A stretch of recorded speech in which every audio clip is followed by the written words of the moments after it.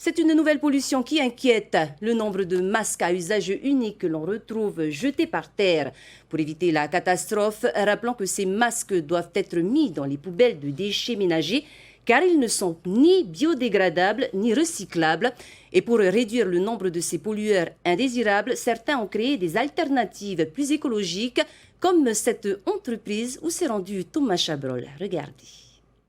Les machines de cette imprimerie ont tourné au ralenti ces dernières semaines. Ici, on conçoit habituellement différents supports, emballages ou cartes en papier ou carton.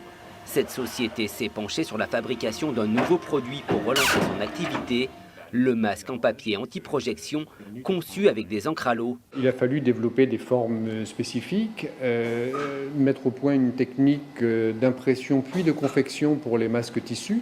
Mais globalement, on voulait aussi rester dans notre métier et apporter une solution complémentaire à ce qui existe déjà, à ce qui a déjà été fait, notamment par les mamas et par les associations.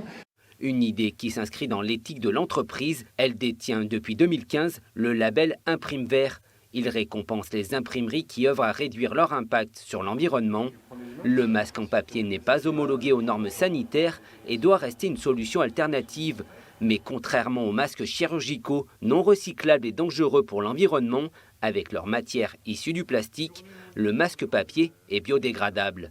Puisqu'au final, si ce produit se retrouvait au lagon ou dans les vallées, il finirait par se dégrader de lui-même au bout de quelques semaines, voire quelques mois.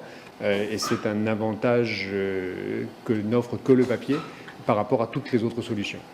En adaptant le process d'impression sur le textile, l'imprimerie propose aussi des masques en tissu. Les élastiques ont été récupérés dans le stock des étiquettes bagages. Personnalisables, ces deux solutions alternatives peuvent aussi devenir des supports de communication pour différentes enseignes. Les premières commandes sont passées car ces masques sont économiques et éco-citoyens.